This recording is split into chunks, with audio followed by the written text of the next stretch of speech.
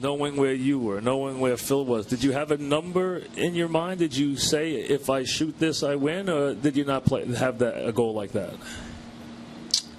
I didn't have an exact goal. I didn't have an exact number in mind. I knew it was going to take a great round because there were, I think it was 7 guys starting the final round within 2 shots of Phil. Phil was at 1 under. There were 2 or 3 guys at even, and obviously a bunch of guys at +1, which is what I started on. So I knew it was going to take something special. If I'm honest, I'm surprised 70 did the job. I figured maybe I was going to have to shoot under par to have a chance, but the course, obviously, as it proved all week, tended to get the better of everybody.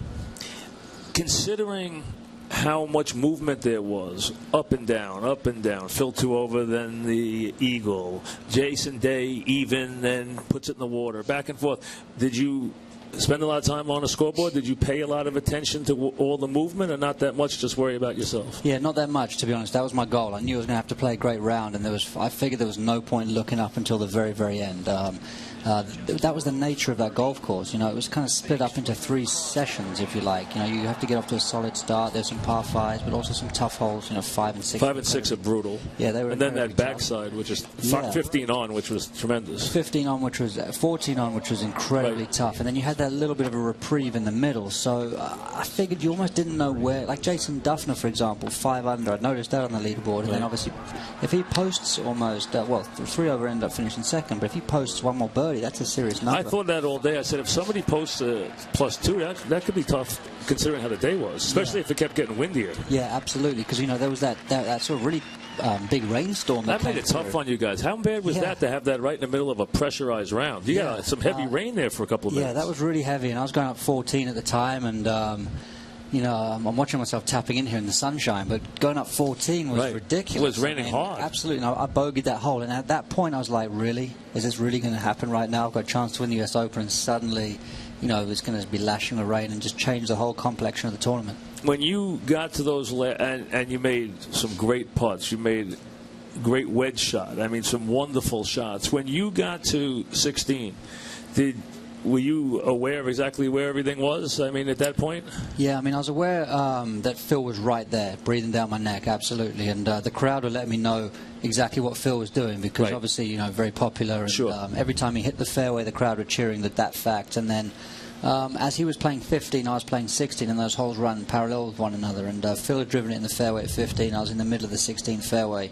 And I hit a great-looking shot into 16 that got to the top of the hill and then rolled all the way back down. And at that moment, I still felt very much in control. I was hitting the ball beautifully, but I 3-putted up the hill there. Actually, when I was on the 15th tee, I watched Ricky Fowler putt that green from the same spot, and he left it 6 feet short. And then also, because we had that rain, I was sort of telling myself that maybe this was going to be a slow putt. And that's got to be affected. Reading those greens when it starts to rain like that, it's got to make it really. There was so much pressure on you guys. The course, the weather, reading the greens. I mean, it really was a great test of golf. It really was. There was a lot going on. Obviously, the elements, the pressure, the golf course itself. There was just a lot going on. And then when you were 17, you hit a great shot. I mean, really a great shot. And I thought on 18, which that tee shot's really tough on 18. Hey, you killed it. You hit a great golf shot on 18. Yeah, that was nice. I mean, the atmosphere around 17 and 18, I mean, the grandstands and stuff were just huge there. It was just such a cool atmosphere, and the crowd on the top of the stands, they could see where the ball's finishing. But 18 for the players is a blind tee shot. But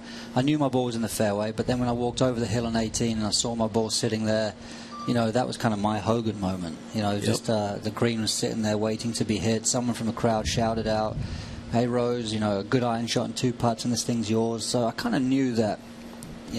I was either leading, or I knew I was probably leading by 1 or tied. So it was just a matter of putting a great swing on it. So many people, myself included, rooting for Phil Mickelson. Okay, I wondered at one point, was the crowd going to start to give you a hard time? Somebody yelled on one of your backswings, right? And I wondered if the crowd, you get a couple of guys that had a couple too many, and they start to try to help Phil, and they make it a little rough on you. Did you get a lot of that out of the crowd that day, down the last couple of holes? I didn't, to be honest with you. Phillies, for some reason, obviously they can be a tough sports crowd, absolutely. Yeah, very tough, But they were so good to me. I think a lot of them... That's good to hear. Yeah, a lot of them remembered my win at Aronimink a couple of years prior to that, and the whole week I felt like I had a really good energy from the crowd, and I had a good relationship with the crowd. And I was under no illusions that they wanted Phil to win. Obviously, I mean, his relationship with the US Open, finishing second 5 times, I mean, they were really pulling for him, his birthday, everything. So I spoiled the party a little bit for everybody, but at the same time, there were a lot of people who really, I felt, genuinely felt good for me, which was nice. Which was the shot down the stretch that was the one when you hit it, you went, yeah? Like, which was the one that you felt the most pressure on? Was there one shot? Was it the tee shot, 18? Because I thought 18, that's a real tough tee shot. I mean, you know, when you get yourself in a lot of trouble there. Was there one shot where that was the shot you felt, I just hit that shot, that was the one I had to hit? Well, I think actually almost 15, to be honest with you, because I bogeyed 14 and the waterproof jacket was on and the waterproof jacket was off, and then, you know, the rain was still beginning to die down, but it was still raining when I hit my tee shot at 15, and I hit 3-iron off the tee. And if you miss the fairway 3-iron, you're dead, because, you know, you're miles back and you're in the rough. But hitting the fairway at 15 and then hitting a quality 6-iron into the green, like just two good shots after making bogey, that I felt like kept my momentum going. You know, if you make bogey and then hit another poor shot, that can really be the end of you. So I felt like just sort of getting the bogey out of my system immediately with two good swings on 15 kept me in the tournament.